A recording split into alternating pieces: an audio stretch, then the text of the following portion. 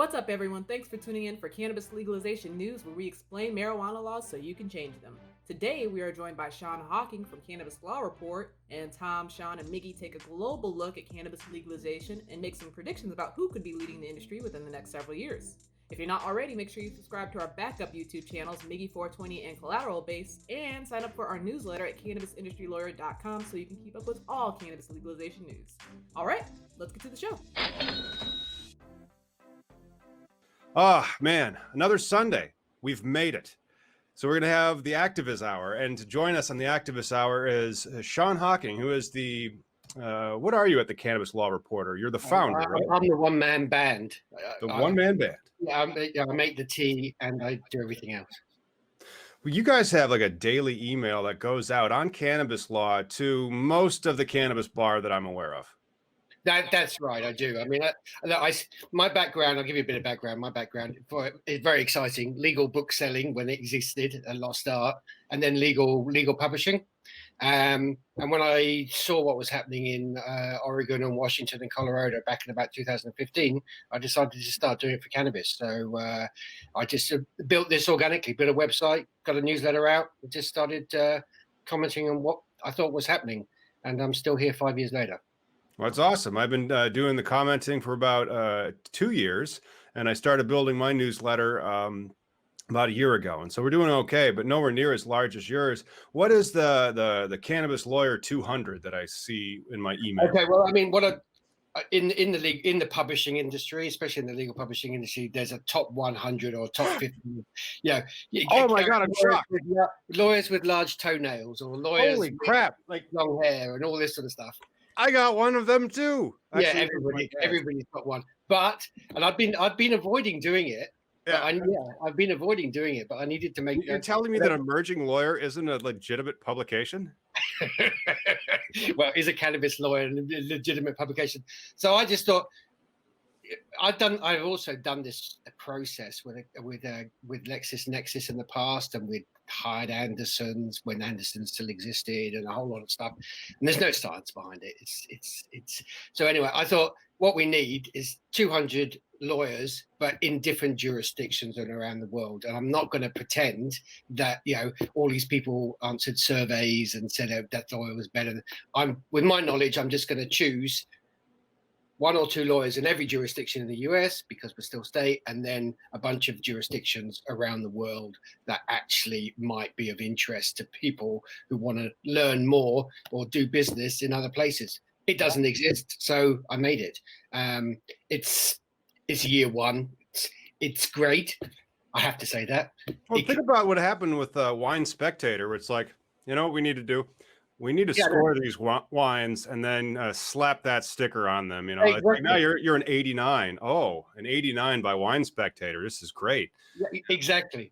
It's funny because when I lived back in London in the early 90s, and I worked with the guy who invented this concept for law, they all laughed at him. He'd written a book for Penguin called that. Are you serious? Have you ever met a lawyer that doesn't have an ego? Like I have a huge ego, and my ego is pathetic for a lawyer. It's like yours is pretty low key, I can tell you, because you should meet some Australian lawyers, and then you'd really know about ego.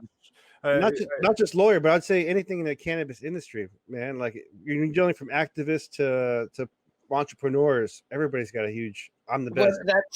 That's I was in this fantasy world. I thought, you know what, cannabis industry, fantastic. People are going to be a bit more mellow. Yeah, well, we can all laugh now, but look, somewhere hidden in the subconscious, we all had that hope that we wouldn't have to deal with those A-types if we worked in this sector. And I can roll a better joint than you can. Yeah, exactly. Yeah. Well, I'm wondering now, as everybody's moving, nice people are moving into psychedelics because they think that might work. That might work in that area. There'll be less of that, but there's as much of that in the psychedelics. I mean, but I thought that goes against everything that Joe Rogan's ever told us about psychedelics. It's supposed to be this ego melting existence while you're on it, and then after you get off the mushroom, suddenly your ego comes back, and it's like, I think the psychedelics just help us get over our mommy and daddy issues. That's all. And then press on fears of death and grandiosity. Yeah. Well, Sean, you're on your that list that is available on your website, right? Like That's right. There you see it on the top right. Fantastic. So you just go in there, and we've created we just used a bit of software. Oh wow! Nice pictures with geo, so you can go in and choose, your lawyer from your state. And I say we're looking to build it. It's early days yet. I'm not going to shout and yell about it. I know I should be shouting and yelling a bit more, but I'm not going to. Just say it's there. We want people. Do you have the backlinks? Sorry. Do you know how backlinks work for internet rankings? Yeah. I've got a lot of that going on. You got to go to the bottom of the site and read the rubbish. Yeah. I couldn't say that in case any of the SEO people are listening, but that's essentially my only earner. I mean, that's just the way. Because I don't want to. I'm not getting sponsorship from big cannabis companies or other cannabis media and lawyers. It'd be very nice to get them to sponsor, but it's like getting blood out of not just blood out of a stone, but blood out of a stone within a stone within a stone. Yeah, but this whole thing's about networks. Like looking at your site, in this bottom right hand corner, CFN, we had them on the show, and then the Hobart. Like you have a good network. Hobin, yeah, Hobin, the Hobin Law Group. No, Bob knows what he's doing. He's very good at marketing himself, and he's very good at making internet. I mean, part of the reason that I have him on the site and he's worked with me, I think, is I'm always looking for people who've got a global outlook. If it's just a US outlook, look, that's 95% of the market at the moment. Next 15 years, it's all going to balance out. And the thing that I'm saying at the moment that nobody's really paying much attention to is if you don't look at Southeast Asia, you're in trouble, because it'll be just like any other industry on the planet. They will provide better product at a cheaper price, and they'll work out how to do it. And if you don't pay attention now, you're going to be in trouble 5 or 6 years down the line. I mean, look what's happening in Canada already. It was a classic, pumping billions into companies that are wasted on 4,000 staff with ridiculous titles. And then my favorite is everybody loving to, the capital expenditure and all this sort of stuff. Oh yeah, the CapEx in Canada. It's like, well, we're going to grow some premium indoor in Canada. Thailand's like, we should legalize weed. And then Canada. Thailand is a brand. We're Thailand. Remember back in the day, like actually BC Bud and Big Bud, I think did like 20 years ago or so. Like there were some strains that came out of BC. But like the Thailand strains, those go back 40, 50 years, or like the Vietnamese strain. I spent time in Thailand in the early 80s, traveling around, being a young guy. So I'm fully aware of what Thailand can provide. And I can tell you that you can have a double witch blueberry haze, but it's not going to get anywhere near a good old school Thai stick. No, the Thai sticks. Yeah. One day those, I get, why shouldn't that be an appellation? And that's one of the things they talk about in California. And I guess there was just a new law that came through in California about the terroir. And I'm assuming California is pronouncing it correctly because they have Frenchy Cannoli. It was kind of spearheading it, and they're fairly sophisticated in California. But that issue is real in cannabis on a global level. Are there any landrace strains or cultivars from the Australia or Oceania? No, we just call it bushweed. Bushweed. So at the moment, I mean, most of your weed in Australia, which of course is the black market, is Australia's a big country. There's a lot of bushweed being grown out there, but we've got the same issues as the US. Look, we're one of the most urbanized nations on the planet. Everybody lives on the coast in 4 cities, right. So the suburbs are full of grow houses. But in terms of, there's a really interesting history with weed in Australia, because northern New South Wales, you might know the name Byron Bay. In from there is a fantastic weed growing environment. A place called Nimbin is sort of the center of it. Nimby? Was that Nimbin? Nimbin. All right. They have a yearly event there. It's like a not in my backyard, and they're like, that's right. That's what nobody wants us there. We'd be growing the weed right here at Nimby, man. They've been doing it there since early 60s. But they have a festival, right? And there's guys out there who they're interesting because they refuse to be drawn into this legalized environment. They're sitting on seed banks of amazing stuff, and they're not sharing it at the moment. So you'll learn a lot more about Australia if those guys are alive and if they regulate, because there's an industry here been supplying a domestic market without any external for a long time. I mean, there's also sort of a bigger sort of mafia standard sort of black market thing going on that I could talk about, but it's the same as it. Just imagine what it is in the US on a slightly smaller scale. But speaking about what it is in the US, I mean, like, we made this page so that people could, access the information that's going on in the US. And this is just a plugin that we use on our website, and it's just a map of the U.S. And then you can like click on a state, and you'll go to it, and you'll see like how many articles we've written about the laws, the license types, all those types of things at our cannabisindustrylawyer.com website. Please go there and sign up for our email list, by the way. And then hopefully in the future, we need to get the global map out there, and start talking about what country does this have? I mean, right now, they're basically like, nope. Oh, Canada. Yeah. Colombia. Great. Some of Europe. I think it's all down in Australia. Australia's a really rules-based society. Right. When the UN does what the UN needs to do, that is when the explosion starts. Yeah. What's that like in Australia? That is when the money leaves North America and looks for better, cheaper markets to produce its weed in. Albania, Romania, anywhere in Southern Europe, North Africa. I mean, we haven't even touched on Morocco, Lebanon. I mean, as a kid, in the UK, that you only associated smoking. You didn't smoke weed, you smoked hash, and there was only one word: Lebanese. That was it. Moroccan Lebanese blonde hash. Yeah, I mean, like that goes way, way back. But then again, it gets right back to the terroir, and so there's terroir all over the globe. Well, that's right, and you will see these people actively once the UN clears things and people can do stuff because the US isn't controlling what the UN does. You will see the amount of patent and trademark registrations around the planet will absolutely flick through the ceiling. Yeah, and it's illegal to get them now. Yeah, the UN will make a statement of some sorts. Well, no, they've got a number. They've got a meeting followed by a meeting followed by a sub meeting, another meeting. The next one is. Did they go to committee yet? Yeah, exactly. Committee about a committee. December, the next one, and they will put it off again. Well, you say the U.S. doesn't influence policy, but I always think there's still that little. We're going to push it off. Well, I think now the U.S. will. Let's say in your dream world that the Democrats are getting back in. Yay! It's legalize it. Yeah. And then we go through this process where but the Republicans still control the Senate, so nothing is and the Supreme Court by a blah blah blah. We can go on forever, but let's say we have a fantasy where everything's okay. I think the first thing the US will do is be trade protectionism, and they will actually still apply pressure to the UN not to let everything happen too quickly, because guess what? You guys have built the industry. You're making a lot of money. There's some people making a huge amount of money. That person's writing a huge check to a DNC or an RNC or both of them. They're like, I like these guys. All right. Yeah.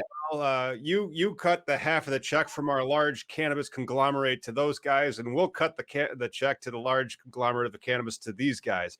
It's you buy off both politicians. That's just what you do. And then you got to remember, the money originally came from people like Peter Thiel, and they have a lot of political persuasion, not just nationally but internationally. Yeah.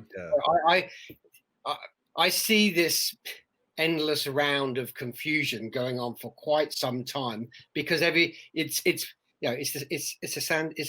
a standard industry sector. They're all trying to protect their own corner and their investments, and the investments are increasingly tied into Wall Street, and how effective they are at protecting their investments. Do you think internationally, though, like here in the United States, hemp and CBD has been the gateway to our people realizing it's not a horrible plant? Nationally, though, because like you were saying, Africa, we had a guest on earlier that talked about how Africa has a growing hemp industry. Nationally, though, do you think that market might lead way into the cannabis eventually? It will. I mean, a perfect example actually is very recently in Australia. They've now just introduced rules from the TGA that will eventually allow zero THC CBD products to be sold. I mean, I sort of call that snake oil basically, because it's I'm never actually sure whether that actually does anything other than make people feel good about themselves and look good on packaging. But yes, hemp-based CBD products will, they're an easy solution for people. They haven't got that scary THC stuff in it, because God forbid you take something that actually makes you feel good. Just give them, Oh God! Oh no! give Yeah. them a placebo with a nice bright package and labeling. Well, that's the thing that just grinds my gears so much. Is like, okay, think about every product, every advertisement, from Coca-Cola to McDonald's to Budweiser to Marlboro cigarettes, even frickin' Febreze deodorizing spray. It all makes you feel good. And lo and behold, here's this plant that Yeah. also makes you feel good, and it doesn't kill you. Unfortunately, it's completely illegal, and if you're caught with it, we will arrest you for the rest of your life because it's a dangerous substance.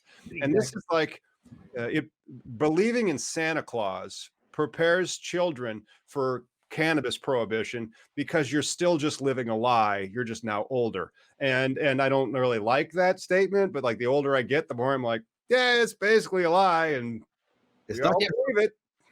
It's I not mean, we can all hope that things change quicker. And I look, over the long period. I mean, when I entered this, I thought, okay, this is like an ongoing 30-year project. If we're fully regulated and legislated, and as though we lived in Denver or Portland, Oregon, where you walk around the corner and there's a nice little store, nice lots of little bit of wood, and nice millennial with something in their nose selling you something that and it's all relaxed. Yeah. Well, I can do that now. Not as well as you, but COVID. but but the reality is we ain't going to get there very quickly. And this is, people have to make money on the way. Hemp-based CBD is the solution that they have created for themselves to allow the equivalent of a, coffee. Because the way they always talk about this is going to be the next Starbucks of cannabis, going to be the next McDonald's of cannabis, it's going to be the next this of cannabis. So I don't want cannabis versions of that stuff. It's crap. I want cannabis versions of cannabis stuff, Right. or cannabis versions of I don't know, Ken Kesey, or I don't want a massive nothingness. This is what made me laugh about MedMen. They start, MedMen, who are they? What happened to them? Well, I'm very glad, because they wanted to be the Starbucks of cannabis. I think somebody else this week wants to be the McDonald's of cannabis. I can't even remember who it is now. Somebody. That's hysterical. It's all garbage. Like, that's the thing. If I'm going to grow this plant and it's a particular cultivar and it's grown in a particular barometric pressure or in a different climate, like the stuff you grow in Thailand, it's grown in Thailand. That's the only place you can really grow that stuff. And so if we're going to try to grow it in Texas or Arizona, or the same strands in like some light depth greenhouses out there, different humidity, different water pH, different soils, different. It's not McDonald's. It's not Starbucks. It's not supposed to be this ubiquitous thing, The most interesting thing is when I've been back in the UK and I talk to friends, and we'll all admit that we smoke a bit of weed, is the conversation is around that Oregon stuff. It's people are paying huge amounts of money to try and get hold of best quality organic weed out of Oregon. Somehow, the vagaries of modern transport get it there, and they'll pay up to $1,000 an ounce for this stuff. Well, it's amazing too, because in UK, like you're saying, I've seen references online to Cali weed and Cali cartridges. Like everybody wants the stuff. There's a good history, and this is actually leads into an interesting conversation, which I won't bore you with too much. But in the UK, when I was young, it was all hash, and then there was a selection of hashish from different countries, and then there was sort of cannabis from southern parts of southern Europe. What happened is the Dutch then came in, and all they did is start producing skunk. And anybody who smokes skunk for a period of time knows that their head hurts when they go to work the following day and the Oh, following. they must have been putting some bad stuff in the skunk. No, they're putting some really bad shit in there. Hey, changing topics for a second, but going back to skunk, does Australia have skunks?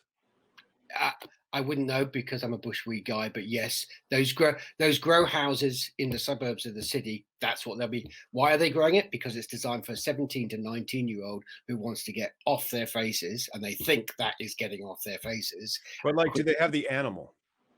The animal? No, we don't have those sorts of animals. We have Australian names like quackers. And, so these people are buying this stuff named after an animal, and they have no idea that that's what that animal smells like. Well, they do after they smoked it. Well, they got to tell them, be like, that's exactly what skunk smells like. If you you've been to America, so maybe like when you were driving. Yeah, well, I still remember I was up in up in Woodstock, I think, and we were renting a house, and a couple came through the backyard, and I thought, okay, now I know what a skunk really smells like. Now it's interesting because the UK's had it, it's got its weed culture like any other country. Americans think that, most Americans think that the only weed culture is American weed culture. Each country has its own weed culture, and especially the West Coast ones. Yeah, exactly. Especially the West Coast. The universe is just right here. What the hell are you guys talking about? So, but I mean, it's very, again, the black market business in Europe is owned by specific sets of people, and it was the Dutch growing something that's easy to grow, easy to transport, and will get people very stoned very quickly in not a very nice way. But that's where people want to spend their money. There's got to be something to that, though, like as far as a chemical induced into marijuana, because I've never had, Mexican brickweed gives you a headache that day, like as you're smoking it, because that's nothing compared to good old fashioned. You're in London, November, and you need, you're buying an eighth or a quarter, and it's always, I can tell you, I mean, it's nasty stuff. It is so sad that you guys are so close to Amsterdam that you have to go through that. Yeah, but I've heard Amsterdam's not all that no more. No, Amsterdam's all over, I think. Yeah. The Dutch authorities had enough of stupid English people coming and trashing their nice city. I would imagine they're good growers. And stupid French, to be honest. Oh. Well, that's too bad. Because I really remember going to Amsterdam, but it's been like 15 years now. And I'm assuming it's just gotten worse. But then American weed has never been better. Like, and now I get to grow my own. And so like, I just got done making a crap load of like tincture today and other stuff. So if I do seem a little out of it, I might be. But no, well, that's it's all good. I'm in Australia, where you've got to imagine it's Reagan years. Oh, Reagan years. Oh gosh, you guys have like say no to skunk campaigns. Well, you don't even want to know where we start with this sort of stuff. Well, Sean, as we were speaking in agreement, because I love Tom's analogy every time he talks about legalization, as far as like Santa Claus and it's make believe, and then you have legalization where it's kind of make believe. As we were talking, how I asked you about the capital and the legalization there, could you tell the audience again the status of legalization in the capital? So the status of legalization in the capital of Australia, which is Canberra, which is called the Australian Capital Territory. So think of it as DC. It has its own local parliament, but it's ruled by the feds. So the feds have the final say, even if the parliament makes a law. That's the same, actually, interestingly, for the Northern Territory, Darwin, crocodiles, all that sort of stuff. They have their own parliament, but the feds can overrule that parliament at any time because it's a territory, not a state. So in late last year, the Labour Party guy whose name's Stephen, I can't remember his surname, brought in this legislation. Labour had the upper hand in the House for 3 seats, I think. So he got this legislation through. That legislation basically says 6 plants you may grow for your own use. The issue with that is also within that legislation, you can't actually purchase seeds. So by purchasing a seed, you're breaking a law before you grow your plant. And also I think the other rule is you can't smoke it with another individual. So, what they're trying to do is defund it, basically. Grow it, but you can't buy seeds, right? You can grow it, but you can't buy seeds. And I think within the legislation, and I can send you guys some information there because it's great stuff. We'll get ranked, you know, for the content that we make, and then if we can just get like 5-6 different search terms and be like number one for that, you know, we'll run some subversing on Australian, because like the Australian laws should change. This is some bullshit. Yeah, well, that's true. And look, gets us round to the discussion. New Zealand are voting this weekend. Actually, New Zealand voted yesterday, and me reporting from the future, as opposed to recording this prior to Sunday's episode, says, congratulations, New Zealand, for legalizing it with an S. You guys spell it different over there. That's right. Yeah. No, I mean, I haven't seen that yet this morning, so my inbox is filling up. Maybe that's what it's filling up with. The No campaign was working pretty hard before it, but it looked exactly the same as the No campaign in Oregon or California, telling us everything was going to go to, excuse the pardon, go to pot, and of course, it's gone to pot instead. So that's but New Zealand is an eminently sensible place for human beings. I don't know what it is in the air down there or the water. I've only been down there a couple of times, but they have a sensible approach to the planet. Basically, they're so far away from the United States. You see, the further you away from the United States, the better off you are. The United States sometimes it's mad, but it's not as mad as it likes to think it is. Sometimes, yeah. It's funny. I was having dinner with my son last night, and he's got a friend who never wants to go to America because he might get shot as soon as he gets off the plane. So it's actually just relax. You might, but then again, that's the excitement of it all. That was Monday night for me. I was eating dinner with my family, my baby, and the mom and her other kid. And so we're eating, and then we hear, like, because we have fireworks in America because freedom. And so you hear stuff like pop, pop, pop, pop. And you're like, it's about dusk. The sun's about down. Finally, people might be shooting off some fireworks. I'm driving home after dinner, and no, they shot up a gas station. And so they have these little table markers. They look like when you go to a restaurant, they're like, here, take your table. And no, those were just where actually they found the shell casings. Yep. And then of course it's right across the street from a school. And I'm like, really, Peoria? Really? All right. I'm glad that Illinois is leading the country at just idiots shooting stuff up. Oh well, it's all going to change, isn't it? No, it's not. Like that's I know. Now we have this lady that might become a Supreme Court Chief Justice who caused a super spreader event a couple of weeks ago, and they might walk back Roe v. Wade. They might walk back gay marriage. They might walk back cannabis. They might be like, I know what you're trying to do here, Congress, but no. It's funny. They just didn't want to sit on a cannabis case. What was the case? A couple of weeks in the last 10 days? Yes. Yeah. But the Supreme Court and I've been reporting on this for decades. The Supreme Court has always declined to hear these types of things because they believe it's a political issue. It's such a political issue that they have not changed it for over 50 years. Yeah. Whereas Roe versus Wade, of course, isn't a political issue at all, is it? No, of course not. No. No, but honestly, I think legalization would make everything better. Like that social equity, social justice, everybody has a chance, kumbaya type bullshit would happen if everybody did have a chance to have a plant of seed. Well, I don't disagree with you, but looking at California, and I don't know what you guys think about this, is getting that balance between legalization, full regulation, and enforcement, but without enforcement being something that appears to pick on one sector of society rather than another. And I mean, this for me, this is still just a discussion. I can't.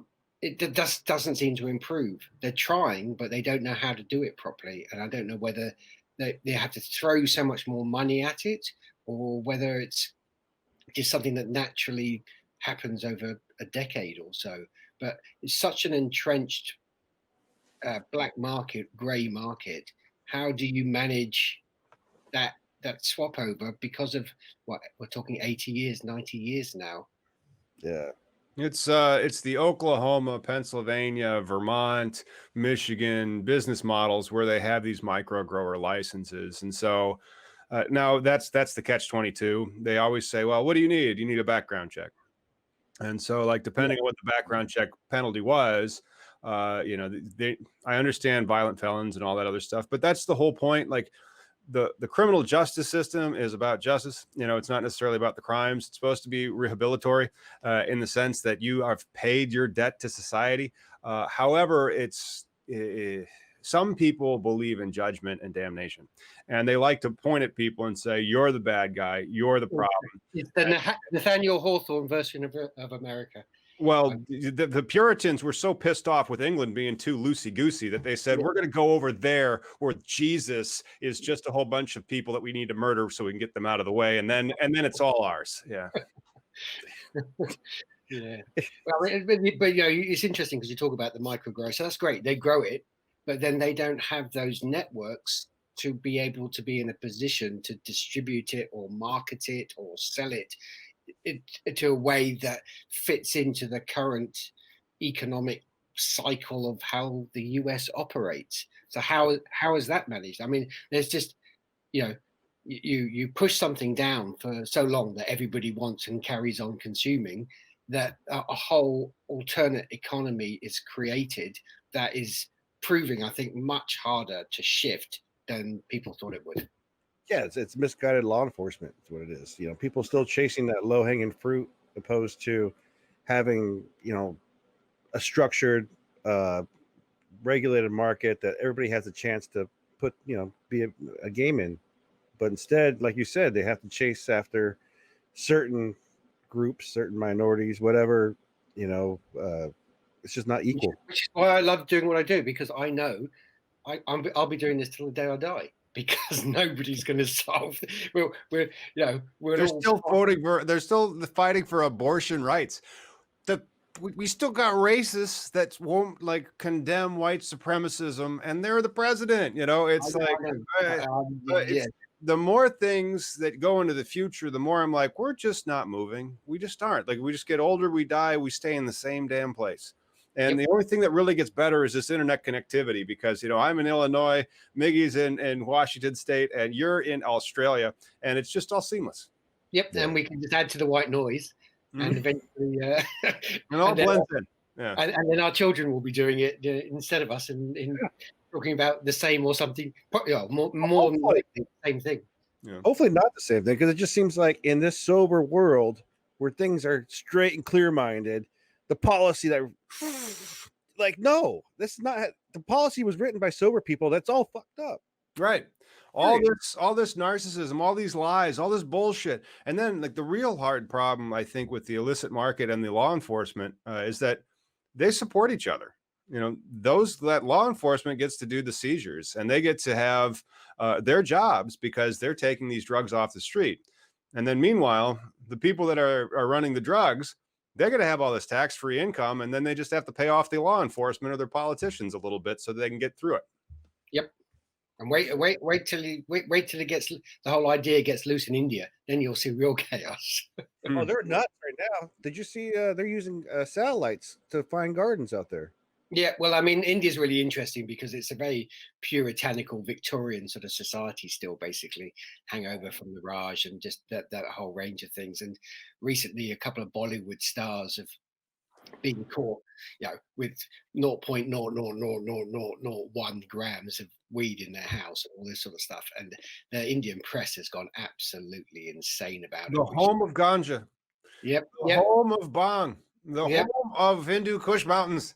Yeah, I know. I mean, I again, in my younger days when I was traveling, I spent a lot of time up in Manali, and those who know where Manali is will know why I spent time up there.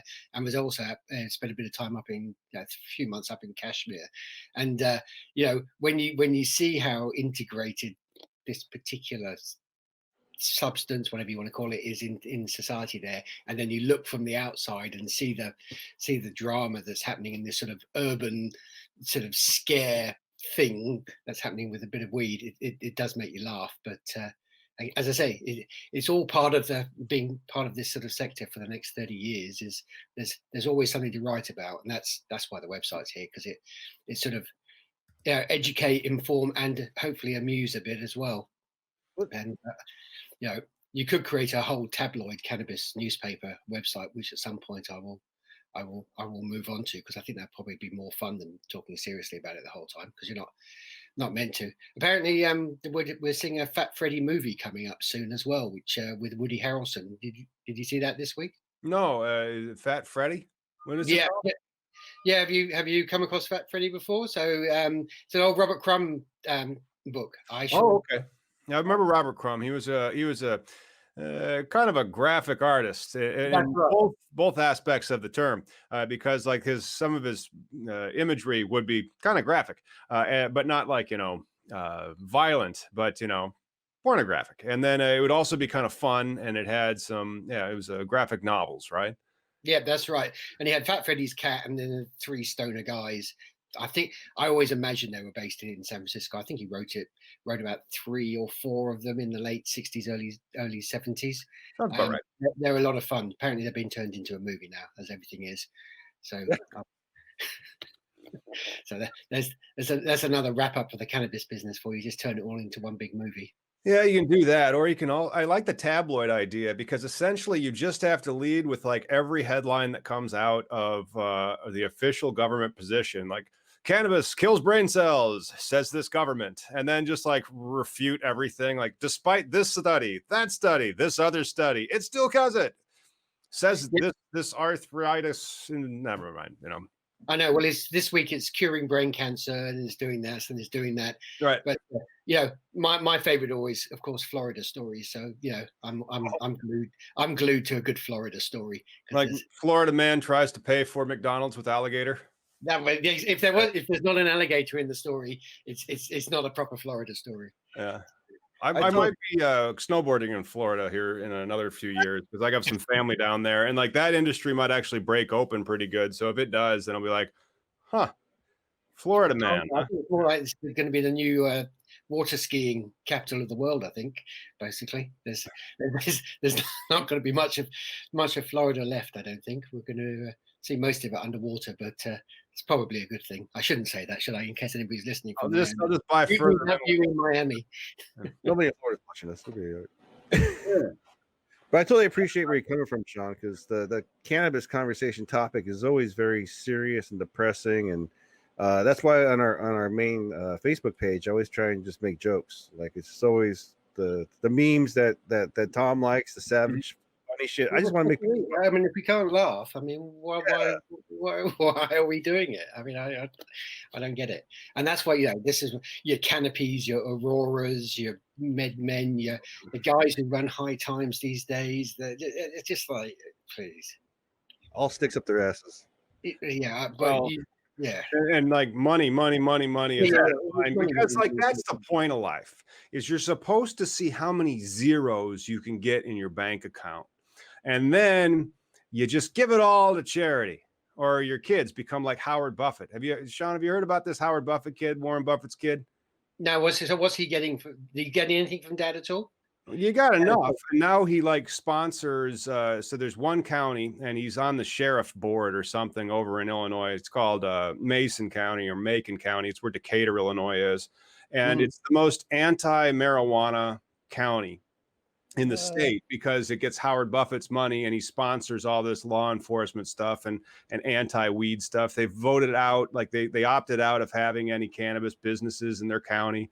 Well, at least in Decatur, I think some of the areas of the county said that, okay, we'll take this cannabis money. Come on, we need it right now.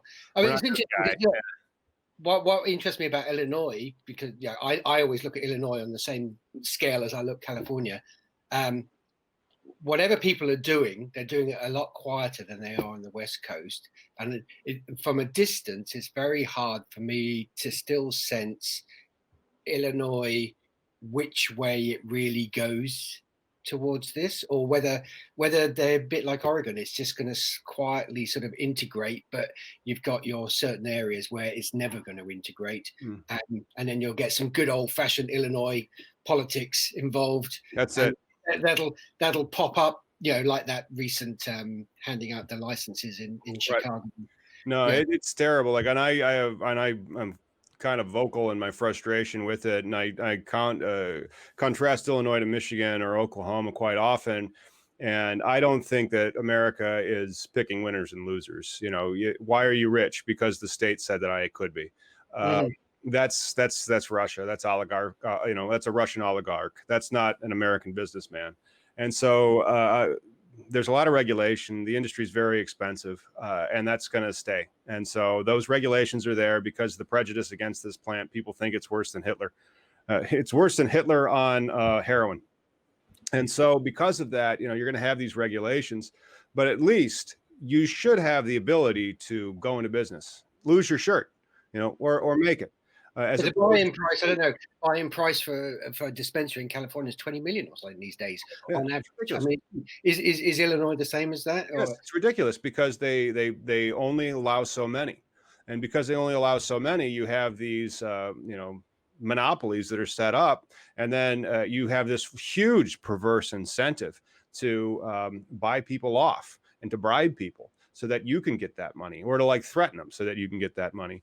And then a lot of the people that won turned out to be all these politically connected people that maybe spent a lot of money on it, knew the right people, went to the right parties, paid for the $10,000 dinners, all that type of stuff. And that's just un-American, in my opinion. You know, if you want the price of the product to go down, if you want we call it the traditional market or the legacy market here on the show. If you want those markets gone, then you really need to open up the state so that if somebody wants to grow weed and sell weed, you make it easy and accessible, but of course regulated so it's pure. And Miggy always says lab regulation, like a farmer's market model, you know, kind of like a farmer's market model. Yeah, is anybody really freaking going to become a strawberry millionaire? I mean, seriously, you know, if you take that profit motive out of it, so like that MedMen wouldn't be there. Like, well, we're not worried about big strawberry or big broccoli, are we? You know, Why are there license limits? I mean, period. If they would have just uncap it and let people participate, you have a chance to fail or succeed, period. You're absolutely right. And that's one of the reasons why we have to remember this. The real dangers of weed. It is a sandwich featuring an eclair as bread. And then Miggy, you created this meme. What is that in the middle? Is that a BLT? I didn't create it, but I will eat that. I'm just saying. But that's our Facebook page, facebook.com/free THC, where Miggy shares the dankest weed memes. So please go there and give us a like, because you actually have to. We've been shadow banned. That's so old. So you can't search for marijuana in Facebook, but you can go to /free THC and find it, and then you'll have all those memes. And that's kind of like why he likes to, you know, provide this levity and make it funny, because you're like, what's wrong with this? And what the heck? And how come this thing is, and what, I just don't believe it. And it's like, okay, there's a sandwich. Well, you know, there's times to be serious. And I have a writer in New York called Terry Bull who writes for the, you know, SEC type stuff. And she writes some pretty hard hitting stuff. And she's, you know, not revealed her sources in the past and gone to jail because of that, which is why I work with her. Journalistic integrity. And when she says stuff, you know, we get some very nasty letters. So the thing is, there's those sorts of guys are serious about the wrong things, and when other people get serious about the right things, which is normally the stuff that they're up to, which they shouldn't be up to, then suddenly that's not allowed. And then of course, if you introduce a bit of levity into what you do or what you say, you know, in terms of whatever media you're using, they use that as an excuse to tell other people not to take you seriously. Yep. You know, we're basically operating on in different parallel universes, and you just got to accept that fact. You know, as they say, you know, as we all said when we were kids, you know, I'm a Clash fan, so it's all about the man, and they're the man, and I'm not the man. Right. Sounds like you guys aren't the man, but they're the man. I mean, you know, and but the whole thing is, the man these days pretends they used to like the Clash. It's just like that. That's just bullshit. You like what you saw on MTV. You don't know who the Clash are. You're clueless. Oh, the Clash, yes, they have a small bank in rural Nantucket. Clash Savings and Loan. Also, I'll let it just call in. That's all. Sean, thank you so much for joining us today. Where can we go to find and follow what you guys got going on at Cannabis Law Report? Well, all you have to do is, because I never remember the URL, just search Cannabis Law Report on that famous, search engine thing, with the G, and that's about it. And it was fantastic talking to you guys. And if I change my background to something a bit more sophisticated, please invite me back. Absolutely. It's one of those nice little green screens from Amazon. I usually, I think I've got to update my operating system also. yeah, it's I don't know what the translation is from dollars to dollars in your dollars. But it's called the Pacific Peso, the Australian dollar. You got to get me. Thanks again for coming on. Thanks for tuning in, everyone. Make sure you like and subscribe to keep up with all cannabis legalization news. We will see you on Wednesday.